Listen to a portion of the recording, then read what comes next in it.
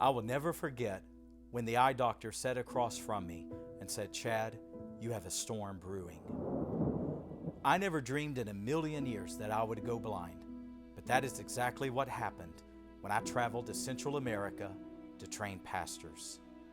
I had went on that trip to help host a pastors' conference, and my colleagues and I decided to hike a mountain called Prayer Mountain, where there is a large Christian radio tower. And when we got to the top of that tower, overlooking the border of Honduras, that's when blood vessels behind my left eye burst. It was like looking through a spider web of blood. Of course, I panicked internally, but I didn't say anything to my colleagues. I didn't want to mess up or ruin what God was doing on that week. And the blood seemed to dissipate very quickly, but I knew I was in trouble, and I knew something significant had happened. When I got home, I went to see a retina specialist, and sure enough, they said, "Chad, your eye is going to require surgery." Well, that summer, I had 2 failed surgeries back to back. And in the last failed surgery, the eye doctor accidentally tore my retina, leaving me immediately blind in my left eye. I went to Duke University, and there, the greatest eye doctors in the entire world said, "Chad, there isn't anything we can do for you."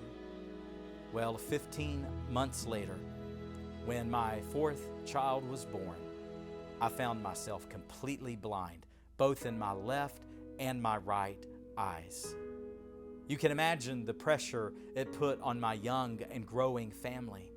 You can imagine the questions it left me as a pastor, as my church was beginning to grow, and the questions, could I go on? Could I preach blind?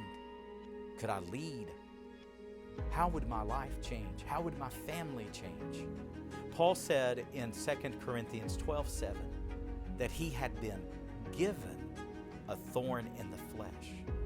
You know, prior to blindness, I could have never said that.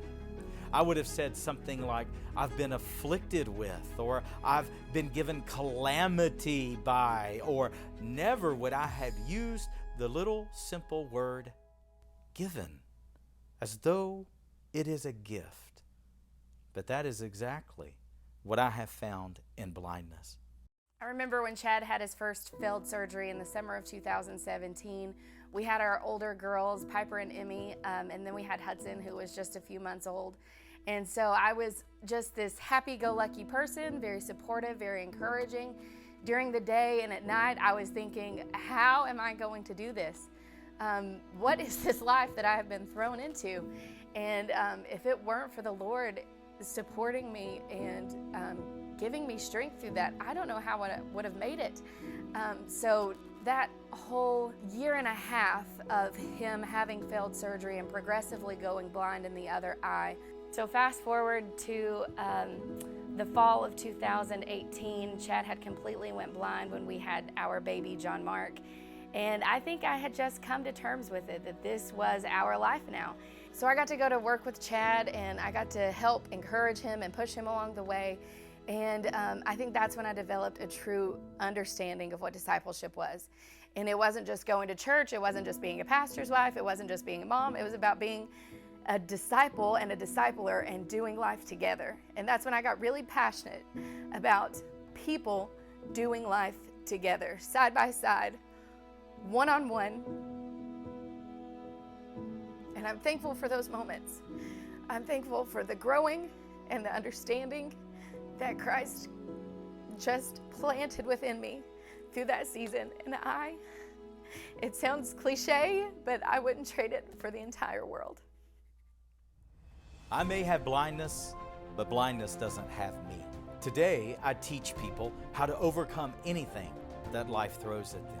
It was Elizabeth Elliot who once said, "God teaches us our deepest lessons through our deepest sufferings."